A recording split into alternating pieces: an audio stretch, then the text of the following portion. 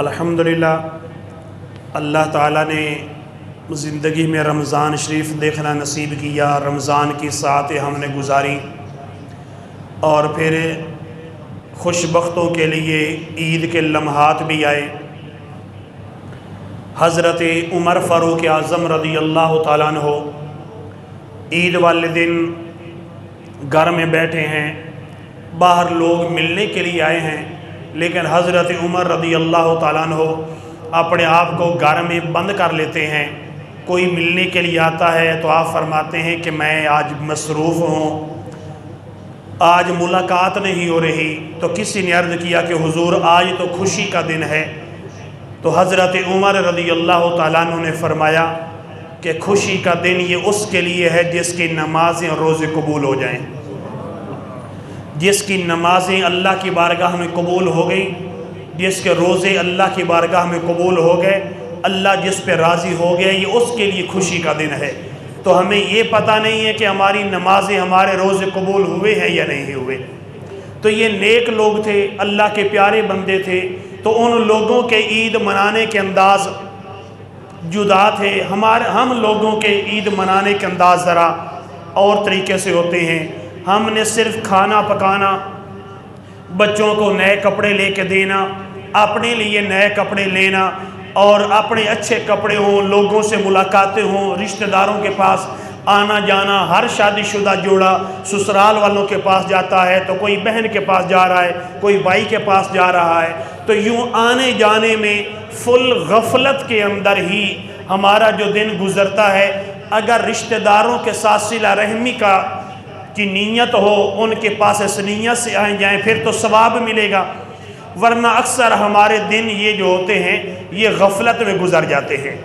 تو اللہ تعالیٰ ہمیں زندگی میں بار بار ایسے عیدیں دیکھنا نصیب کرے، لیکن عیدوں پر بھی اللہ کریم ہمیں کثرت کے ساتھ اپنی یاد کرنے کی توفیق عطا فرمائے۔ اللہ کریم نے مسلمانوں کو مال دیا، تو اس مال سے غریبوں کا حق نکالنے کا بھی اللہ کریم نے حکم ارشاد فرمایا۔ بنیادی طور پر جو آیت میں نے آپ کے سامنے پڑھی ہے، اللہ کریم نے اس آیہ مبارکہ کے اندر ارشاد فرمایا، زکوٰۃ کا حکم دیتے ہوئے فرمایا کہ خذ من اموالہم صدقہ، فرمایا کہ اے میرے محبوب آپ ان لوگوں کے مال سے زکوٰۃ لے لیجئے، اور اس زکوٰۃ کے ذریعے تطہرہم و تزکیہم بہا، ان کو صاف اور خوب پاک ستھرا کر دیجئے، وصلی علیہم، اور جب یہ زکوٰۃ دے لیں، زکوٰۃ آپ کو دیں، آپ زکوٰۃ لے لیں، تو صلی علیہم، ان کے لیے دعا بھی فرما دیجئے۔ ان الصلاۃ کا سکن لہم، فرمایا کہ بے شک اے میرے محبوب تمہاری دعا ان کے لیے سکون کا ذریعہ بنے گی۔ ان الصلاۃ کا سکن لہم، اے محبوب تمہاری دعا ان کے لیے سکون کا ذریعہ بنے گی۔ واللہ سمیع علیم، بے شک اللہ سننے والا جاننے والا ہے۔ تو میرے بھائیوں، اللہ کریم نے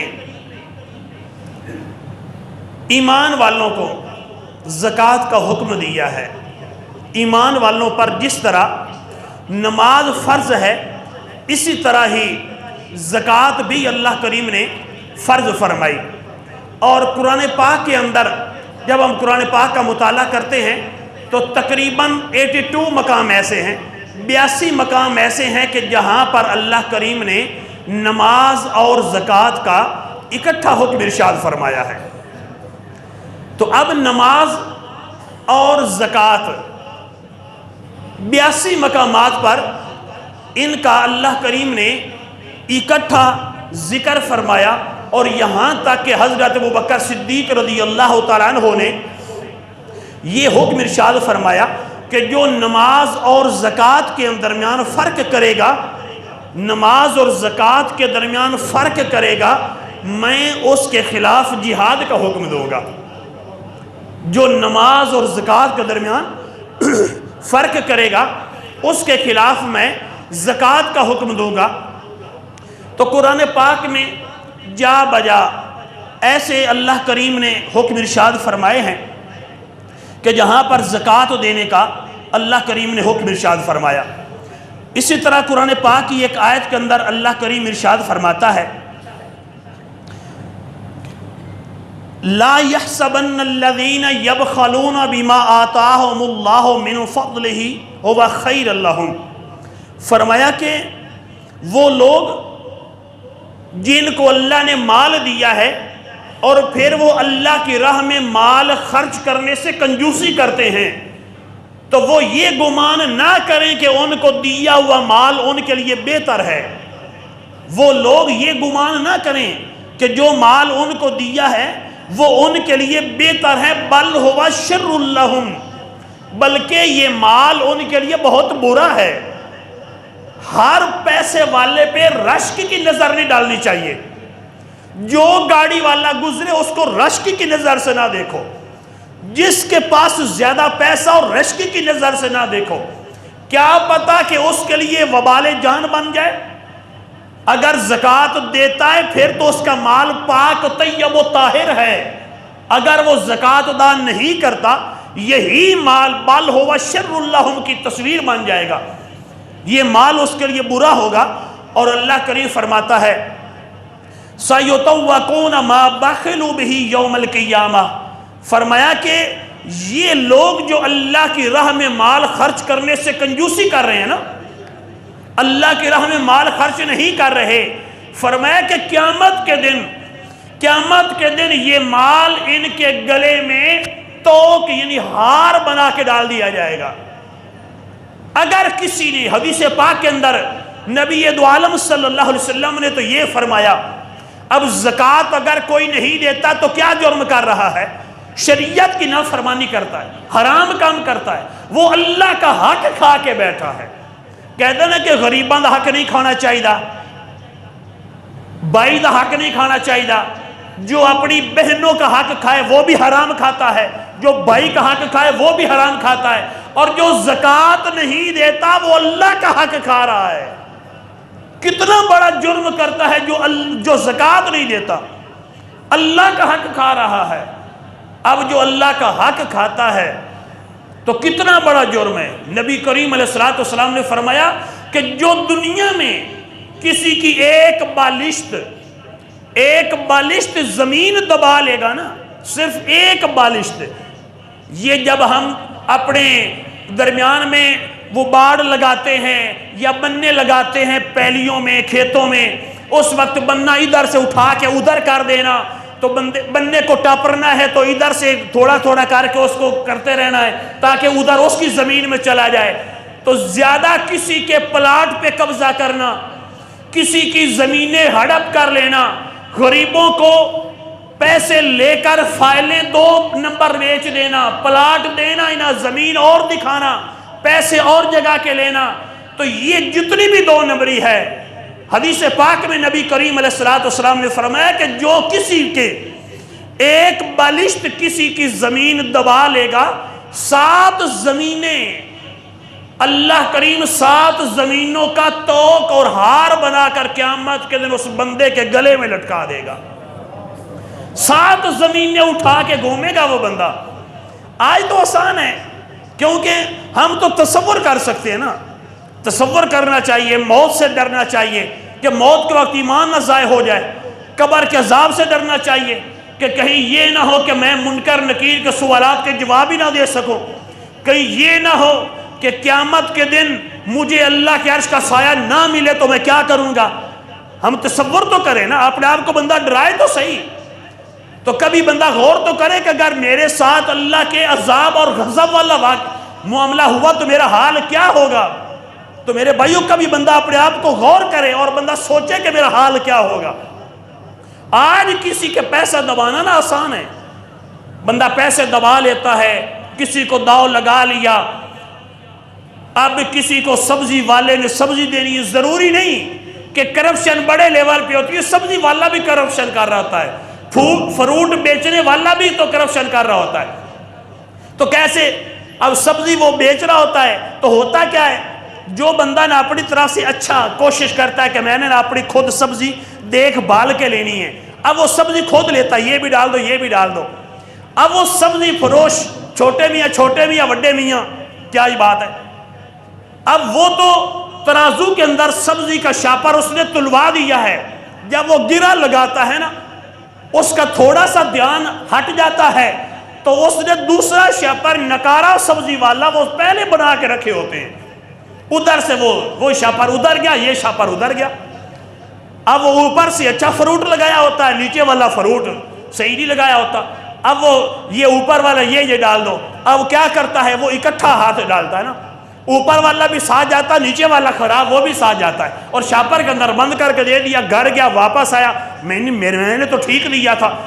تو فراڈ بھی، دھوکہ بھی، قسم بھی، تم کسی کا مال صرف زمین ہڑپ کر کے ضروری نہیں کہ کوئی امیر بندہ ہی کسی کا مال ہڑپ کرتا ہے، غریب کا حق بھی تو دبا رہا ہے نا، غریب کا حق بھی دباتا ہے۔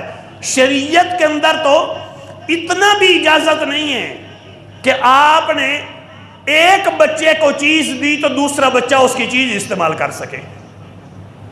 اب کپڑے آپ لے کے گئے نا، یا آپ نے گھڑی لی ہے، آپ اپنے ایک بچے کے لیے لے کے گئے، آپ نے جب کہہ دیا نا کہ یہ بیٹا یہ گھڑی آپ کی ہے، اب وہ دوسرا جو بھائی چھوٹا ہے نا، دونوں ہی چھوٹے نابالغ ہیں، دوسرے بھائی کو وہ گھڑی استعمال کرنے کی اجازت نہیں ہے۔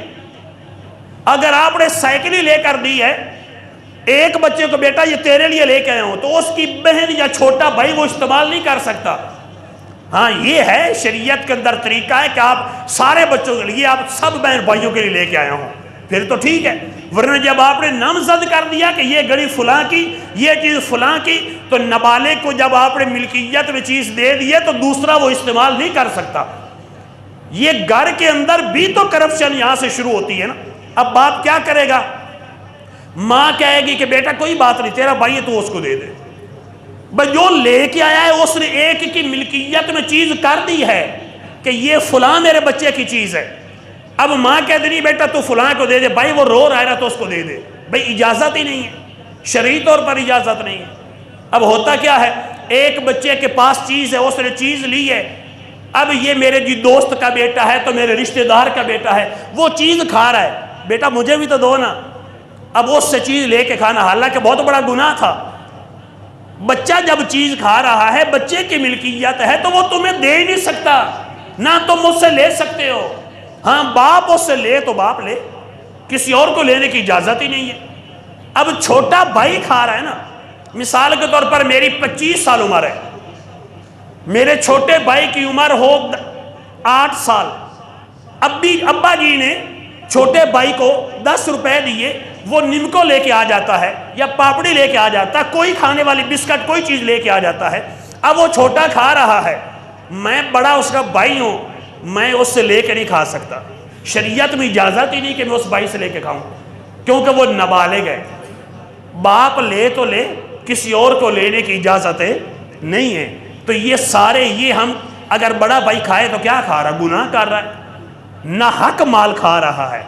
تو یہ مسائل کس نے دیکھنے ہیں؟ ہم صرف بڑے لیول پر جی وہ فلاں چور تھا تو فلاں چور تھا، فلاں سیاستدان نے مال ہڑپ کیا تو فلاں نے اتنی کرپشن کی، فلاں نے بینک سے قرضہ لیا تو واپس نہیں لیا۔ بھئی آپ ہم اپنے گریبان میں تو جانتے نہیں کہ ہم کیا کچھ کر رہے ہوتے ہیں۔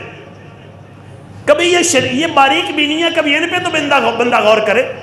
اللہ کریم فرماتا ہے کہ وہ لوگ جو اپنا مال جوڑ جوڑ کے رکھتے ہیں، الذین یکنزون الذھب والفضة ولا ينفقون فی سبیل اللہ، وہ لوگ جو مال سونا چاندی جمع کر کے رکھتے ہیں، اللہ کی راہ میں خرچ نہیں کرتے، اللہ کریم فرماتا قیامت کے دن اس کو جہنم کی آگ میں گرم کیا جائے گا، اس سونے کو، اس چاندی کو جہنم کی آگ میں گرم کیا جائے گا، فَتُقْوَى بِهَا جِبَاهُهُمْ وَجُنُوبُهُمْ وَظُهُورُهُمْ۔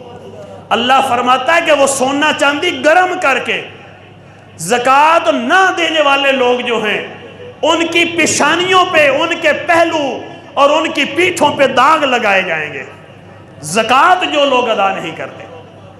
قرآن پاک کے اندر ایک دو واقعات اس طرح خصوصاً بندوں کے ذکر کیے گئے ہیں جن لوگوں نے زکوٰۃ نہیں دی تھی، زکوٰۃ ان پہ لازم تھی تو ان لوگوں نے زکوٰۃ نہیں دی۔ ان میں سے ایک واقعہ تو سالبہ شخص کا ہے. سالبہ نامی ایک شخص ہے، اس کا واقعہ جس کو قرآن نے بھی بیان کیا ہے، اور یہ جو میں نے اس آیت پڑھی ہے یہ اسی ضمن میں ہے. سالبہ نامی شخص نبی کریم علیہ السلام کی خدمت میں حاضر ہوتا ہے اور آ کے عرض کرتا ہے.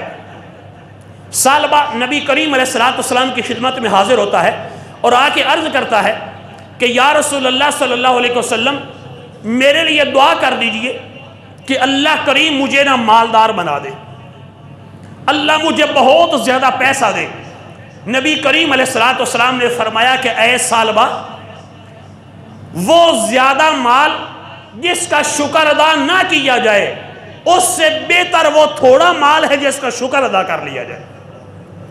فرمایا کہ اے سالبہ، وہ زیادہ مال جس کا شکر ادا نہ کیا جائے اس سے بہتر وہ تھوڑا مال ہے کہ جس پہ اللہ کا شکر ادا کیا جائے.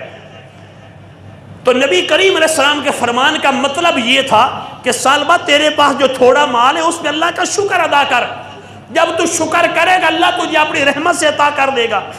تو اس نے آگے سے پھر عرض کیا کہ نہیں حضور، آپ میرے لیے دعا فرمائے کہ اللہ مجھے بہت زیادہ مال دے، بہت زیادہ پیسہ دے. میں اللہ کی قسم اٹھا کے کہتا ہوں کہ یا رسول اللہ میں ہر حق والے کا حق ادا کرتا رہوں گا، میرے پاس بہت زیادہ پیسہ ہونا چاہیے، جس کا بھی مال، جس کا بھی حق مجھ پہ بنتا ہوگا میں ہر ایک کا حق اس کو دیتا رہوں گا. نبی کریم علیہ السلام نے دعا کے لیے ہاتھ اٹھا دیے کہ یا اللہ اس کو مال کثیر عطا فرما، اس کو بہت زیادہ مال عطا فرما. نبی کریم علیہ السلام کی دعا مقبول ہوئی. اس سالبہ شخص کے پاس اتنا مال، اتنی بکریاں اکٹھی ہو گئی، اتنے ریوڑ اکٹھے ہو گئے کہ مدینہ پاک میں کوئی جگہ ایسی نہیں تھی جہاں پہ اس کا مال و اسباب جمع ہو سکتا تھا. اس کے مویشی جمع ہونے کے لیے کوئی ایسا میدان، کوئی جگہ ایسی نہیں بچی، کوئی وادی نہ بچی. اب وہ کیا ہوا، بکریاں اتنی زیادہ بڑھ گئی، وہ بکریوں کو لے کے سارا سامان لے کے جنگل میں چلا گیا. اب وہ پہلے نماز پڑھتا، جمعے کے لیے آتا، اب وہ جمعے سے بھی گیا تو نماز سے بھی گیا. نہ نماز پڑھتا ہے نبی کریم علیہ السلام کے پیچھے، نہ جمعے کے لیے آتا. مال ہی اتنا ہے، مال کی گنتی میں مگن ہو گیا، مال ہی گنتا رہتا ہے. اب اتنے میں جنگل میں چلا جاتا ہے، جنگل میں اس کا مال اتنا زیادہ بڑا کہ جنگل میں بھی جگہ تھوڑی پڑ گئی، یعنی اس کے جنگل مال سے بھر گئے. یہ نبی کریم علیہ السلام کی دعا کی برکت تھی. نبی کریم علیہ السلام نے تو پہلے منع فرما دیا تھا نا کہ تھوڑے مال پہ اللہ کا شکر ادا کرو، لیکن اس نے کہا نہیں مجھے زیادہ ہی چاہیے. میں اللہ کی قسم اٹھا کے کہتا ہوں کہ جس کا بھی حق مجھ پہ ہوگا میں ہر ذی حق کا حق اس کو ادا کرتا رہوں گا. نبی کریم علیہ السلام نے بڑھنے کی دعا دی تو اب جنگل بھی بھر گئے. اتنے میں اللہ کریم نے قرآن کی یہ آیت اتار دی. سورہ توبہ کی آیت نمبر 3 اللہ کریم نے اتاری کہ خذ من اموالہم صدقۃ تطہرہم وتزکیہم بہا وصلی علیہم. اے میرے محبوب، ان لوگوں کے مال سے زکوٰۃ لے کر ان کو پاک اور خوب صاف ستھرا کر دیجئے. وصلی علیہم، اور ان کے لیے دعا بھی فرمائیے. ان صلاتک سکن لہم، بے شک محبوب آپ کی دعا ان کے دلوں کے لیے سکون کا ذریعہ بنے گی، آپ کی دعا ان کے سکون کا ذریعہ ہے. واللہ سمیع علیم، بے شک اللہ تعالیٰ سننے والا، جاننے والا ہے. اب جب یہ آیت اتری نا، اب زکوٰۃ کی فرضیت آئی.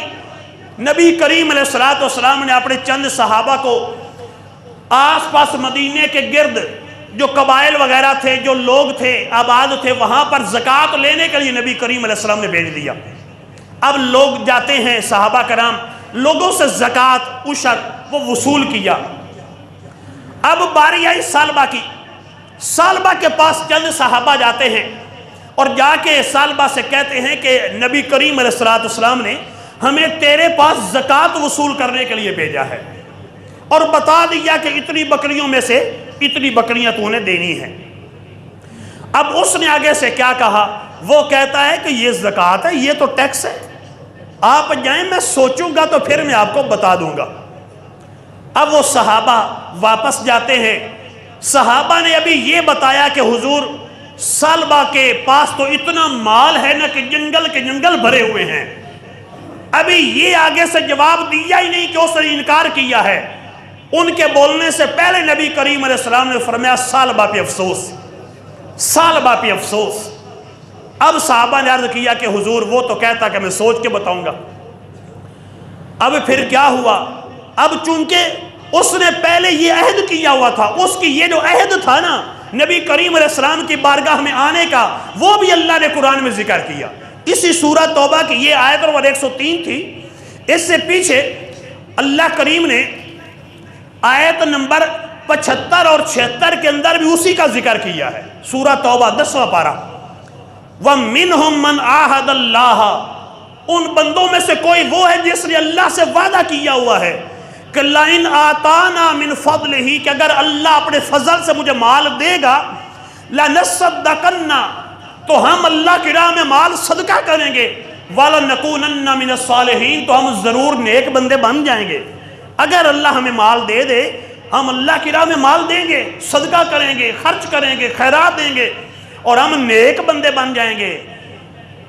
آگے اللہ کریم فرماتا فَلَمَّا أَتَاهُم مِّن فَضْلِهِ، جب اللہ نے اپنے فضل سے مال دے دیا، جب اللہ نے اپنا فضل فرما دیا، بَخِلُوا بِهِ، تو وہ لوگ تو کنجوسی کرنے والے بن گئے، زکوٰۃ ہی نہیں دی، وَتَوَلَّوْا وَهُمْ مُعْرِضُونَ، منہ پلٹ کے وہ تو پیٹھ پھیر گئے، انہوں نے مال نہیں دیا، پیٹھ ہی پھیر لی اسلام کے احکامات سے، زکوٰۃ اللہ کے حکم پہ، اللہ کے نبی کے حکم پر زکوٰۃ نہیں دی۔ اب کچھ عرصہ گزرا، وہ سلبہ نبی کریم علیہ السلام کی خدمت میں آتا ہے کہ حضور میں آیا ہوں زکوٰۃ دینے کے لیے۔ تو نبی کریم علیہ السلام نے فرمایا کہ اے سلبہ تجھ پہ افسوس، اب اللہ نے تیری زکوٰۃ لینے سے منع کر دیا، اب میرے رب نے مجھے تیری زکوٰۃ لینے سے منع کر دیا ہے۔ اب سلبہ تو سر میں خاک ڈالی، اس نے مٹی ڈالی، روتا چیختا ہوا واپس سے جنگل میں چلا گیا۔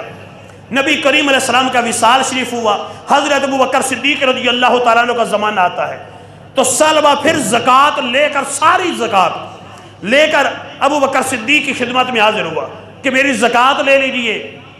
ابوبکر صدیق رضی اللہ تعالیٰ عنہ جو خود زکوٰۃ لینے کے لیے سخت تھے، اور فرمایا کہ جو زکوٰۃ اور نماز میں فرق کرے گا میں اس کے خلاف جہاد کروں گا، زکوٰۃ لازمی لوں گا، لیکن یہاں پر سلبہ خود دینے کے لیے آیا ہے۔ لیکن ابوبکر صدیق رضی اللہ تعالیٰ عنہ نے یہ نہیں سوچا کہ چلو سرکار نے نہیں لی، یہ تو اللہ کے قرآن پہ عمل کر رہا ہے، زکوٰۃ دے رہا ہے، اللہ کے قرآن پہ عمل کر رہا ہے، زکوٰۃ دینے کے لیے آیا ہے۔ نہیں، حضرت ابوبکر صدیق رضی اللہ تعالیٰ عنہ نے فرمایا کہ اے سلبہ جب میرے نبی نے تیری زکوٰۃ وصول نہیں کی تو میں بھی وصول نہیں کروں گا۔ زکوٰۃ وصول نہیں کی، سلبہ چلا گیا۔ حضرت عمر رضی اللہ تعالیٰ عنہ کے زمانے میں آتا ہے، زکوٰۃ لے کر مال بڑھتا رہا بڑھتا رہا۔ حضرت عمر کے زمانے میں آیا، حضرت عمر رضی اللہ تعالیٰ عنہ نے بھی یہی فرمایا کہ جب نبی کریم علیہ السلام نے تیری زکوٰۃ تجھ سے وصول نہیں کی، ابوبکر صدیق رضی اللہ تعالیٰ عنہ نے تیری زکوٰۃ وصول نہیں کی، تو میں عمر بھی تیری زکوٰۃ کو قبول نہیں کروں گا۔ اور پھر حضرت عثمان غنی رضی اللہ تعالیٰ عنہ کے زمانے میں یوں ہی ہلاکت کی موت سلبہ مر جاتا ہے۔ تو میرے بھائیو، ہمیشہ مال بندے کی خوش بختی کی نشانی نہیں ہوتا، مال کبھی وبال جان بھی بن جاتا ہے، جس طرح کہ سلبہ کے لیے بنا۔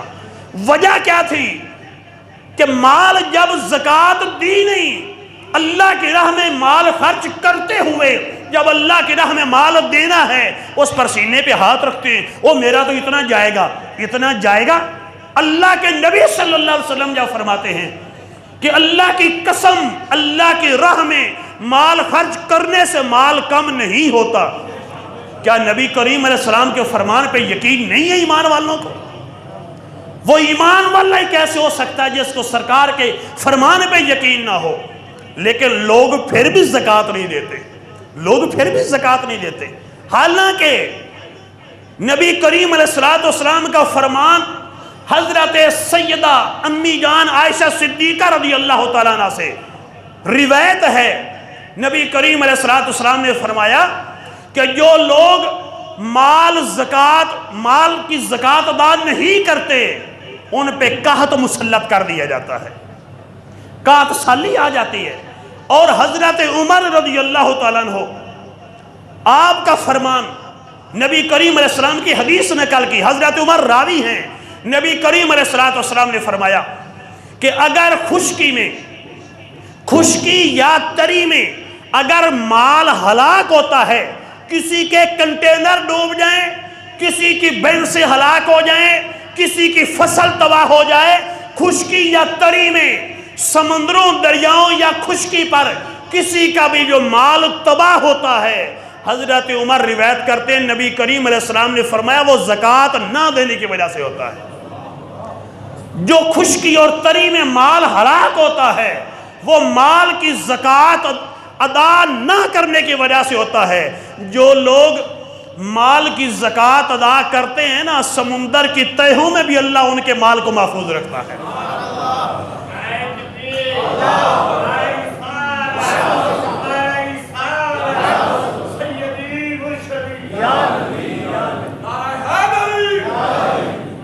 ایک نیک شخص، شاید اللہ کے نبی ہوں یا ایک نیک شخص، ان کو آواز آتی ہے کیا کہ اے بادل کو حکم دیا جاتا ہے کہ اے بادل چل فلاں بستی میں فلاں شخص ہے، اس کی زمین پہ جا کے تو برس۔ فلاں بستی میں فلاں شخص ہے، اس کی زمین پہ جا کے برس۔ وہ نیک شخص جو تھے یا جو اللہ کے نبی تھے، واقعہ قرآن میں مذکور ہے یہ، انہوں نے کہا، دیکھا تو بادل اکٹھا ہوا، انہوں نے کہا کہ میں دیکھتا ہوں سارے جہان پہ بارش نہیں، یہاں بارش نہیں، ساری بستی والوں پہ نہیں، وہ ایک خوش نصیب کون ہے کہ جس کی فصل پہ خصوصاً بارش کا حکم دیا جا رہا ہے۔ بادل چلتا ہوا جا رہا ہے، وہ اللہ کا نیک بندہ، وہ بھی ساتھ چل رہا ہے، میں دیکھتا ہوں کہ وہ بندہ کون ہے۔ آگے گیا تو آگے بادل نے برسنا شروع کر دیا، اس نے کوئی ٹیوب ویل نہیں لگائے ہوئے، کوئی بور، کوئی پمپ، کچھ بھی نہیں لگایا ہوا، لیکن اس نے کھالے بنائے ہوئے ہیں پانی لے جانے کے لیے۔ بارش ہوتی ہے، کھالے بھر جاتے ہیں، اس کا باغ ہے، باغ میں پانی جا رہا ہے، باغ کو سیراب کرتا، جب باغ سیراب ہو جاتا ہے، بارش تھم جاتی ہے۔ اب وہ جو اللہ کے نیک بندے تھے وہ گئے، اس نے دیکھا کہ آگے ایک شخص ہے جو کہ ٹوک کر رہا ہے، اپنی پیلیوں کو پانی لگا رہا ہے، تو وہ گیا تو اس نے کہا کہ یار تو کیا کام کرتا ہے، تو کیا نیک کام کرتا ہے کہ تیرے کھیت کو، تیرے باغ کو سیراب کرنے کے لیے سپیشل بادل کو حکم دیا جاتا ہے، تیرا نیک کام کیا ہے؟ اس نے کہا کہ اور نیک کام کا تو مجھے پتہ نہیں، یہ جو باغ جو تو دیکھ رہا ہے نا، جس کو سیراب کرنے کے لیے خصوصی طور پہ بادل چل کے آیا ہے، آس پاس والے باغوں پہ بارش نہیں ہوئی، صرف میرے باغ پہ ہی بارش ہوئی ہے، تو یہ جو سپیشل خصوصیت ہے نا میری، یہ جو اللہ کا کرم ہے نا، یہ اس وجہ سے کہ جتنا مال، جتنا اس کا پھل اترتا ہے، میں اس کے مال کے، اس کے پھل کے 3 حصے کرتا ہوں، جتنی بھی آمدنی ہوتی ہے نا اس کے 3 حصے کرتا ہوں۔ ایک حصہ میں اپنے اہل و عیال اور رشتہ داروں پہ خرچ کر دیتا ہوں، ایک حصہ اللہ کی راہ میں خرچ کر دیتا ہوں، اور تیسرا حصہ اسی باغ پہ دوبارہ لگا دیتا ہوں۔ تو میں ٹوٹل آمدنی کا تیسرا حصہ اللہ کی راہ میں خرچ کرتا ہوں۔ تو یہ اللہ کی راہ میں مال خرچ کرنے کی برکت یہ ہے کہ جو بادل ہے نا وہ میری زمین پہ آ کے برس رہا ہے۔ تو میرے بھائیوں، اگر ہم لوگ بھی، اب یہ تو قرآن میں ہے نا، مطلب کیا ہے کہ کیا دوبارہ ایسا نہیں ہو سکتا؟ ہو سکتا ہے۔ اگر اس بندے کی زمین پہ بارش نازل ہو سکتی ہے، اگر ہم بھی اللہ کی راہ میں مال خرچ کرنے والے بن جائیں، اللہ کی رحمت ہم پہ بھی نازل ہو سکتی ہے۔ ہم میں سے کوئی بیمار ہو، ہم کتنا خرچہ کرتے ہیں، ہسپتالوں میں جاتے ہیں، 3-3 ہزار، 5-5 ہزار، اتنا پیسہ دیتے ہیں ان لٹیروں کو۔ یہ مہذب لٹیرے ہیں نا، یہ جو ڈاکٹر ہوتا ہے نا مہذب لٹیرہ ہوتا ہے، میں سیریس عرض کر رہا ہوں، کتنا ٹائم دیتا؟ 5 منٹ تو دیتا یار، 5 منٹ یہ ہوتے ہیں، 5 منٹ ایک بندے کو تو نے دیے ہیں، تو کیا تو نے MBBS بنتے ہوئے کو 35 ارب روپیہ لگایا تھا کہ جو سارا تو کلیکٹ اب کرنا چاہتا ہے؟ 5 منٹ دینے ہیں، چیک کرنے ہیں، 2-4 دوائیاں لکھ دینی ہیں، اور کیا ہے 5-5 ہزار روپے، 10-10 ہزار۔ اب تو بائی پاس کے، یہ ڈاکٹر عبدالوحید صاحب بہتر جانتے، بائی پاس کا 30-30 لاکھ روپیہ، جی 40-40 لاکھ روپیہ خرچہ ہو رہا ہے۔ اللہ معاف کرے، اللہ کے ایکسپینسز کتنے ہیں یہ آپ لوگ بھی جانتے ہیں کہ ٹوٹل خرچہ کتنا ہوتا ہے۔ تو یوں یہ لوگوں کی پوری نہیں پڑے گی کبھی بھی۔ جو غریبوں کا حق دبائے گا نا، یہ غریبوں کے حق دبانے والی بات ہے۔ بے غریب جو مر رہا ہے اس کے پاس پیسہ نہیں ہے، اپنی چیزیں بیچے گا تو پھر دوائی لے گا۔ اللہ کرے کہ نظام عدالت قائم ہو، اسلامی حکومت ہو، کہ پھر کیا ہوگا؟ خزانے سے ہی غریبوں کا علاج ہو، اسلامی حکومت ہی سارا نظام چلائے، غریب کو کوئی ٹینشن نہیں ہوگی۔ تو میرے بھائیو، اب یہ اتنا جو مال خرچ کیا جاتا ہے، بیمار ہوتے ہیں، لیکن کاش کہ ہم نبی کریم علیہ السلام کے فرمان پہ عمل کرنے والے بن جاتے۔ نبی کریم علیہ السلام نے کیا ارشاد فرمایا؟ فرمایا کہ مال کی زکوٰۃ دے کر، اتنے جمعے کی ہم نے تقریر کر دی، یہ ایک حدیث تو آج یاد رکھ لیں۔ نبی کریم علیہ السلام نے فرمایا کہ مال کی زکوٰۃ دے کر مال کو مضبوط کلو میں محفوظ کر لو۔ مال کی زکوٰۃ دے کر مال کو مضبوط کلو میں محفوظ کر لو، یعنی زکوٰۃ دو گے تو بند قلعے کے اندر تمہارا مال محفوظ ہو گیا ہے، تمہارے مال کو اب کچھ بھی نہیں ہو سکتا، تم نے زکوٰۃ دے دی۔ اور پھر نبی کریم علیہ السلام نے فرمایا کہ اپنے بیماروں کا علاج صدقہ کر کے کیا کرو، اپنے بیماروں کا علاج صدقے کے ذریعے کیا کرو۔ جب بیمار ہو جاؤ، مطلب کیا ہے؟ بیمار ہو جاؤ تو کو غریبوں کو دیا، کو جو پڑوسی ندار ہو اس کو دیا، کو مدرسے میں دیا۔ اور ایک ویسے بھی عرض کروں، اس حدیث پاک کا جو تیسرا جز ہے نا، وہ یہ ہے کہ جب تم پہ بلائیں نازل ہو جائیں، جب بلائیں نازل ہو جائیں تو اس وقت دعا کے ذریعے مدد حاصل کیا کرو۔ یعنی جب بلا نازل ہو، تکلیف تم پہ آئے، تو پریشان ہونے کا کیا مطلب ہے؟ اللہ کی بارگاہ میں دعا کیا کرو، اللہ تمہاری تکلیفوں کو دور فرمائے گا۔ اللہ تعالیٰ آپ کو دونوں جہاں کی برکت عطا فرمائے۔ اللہ تعالیٰ ہمیں دین کا نظام چلانے میں اللہ معاون بنا دے، یہ ہمارے لیے بہت بڑی نعمت ہے۔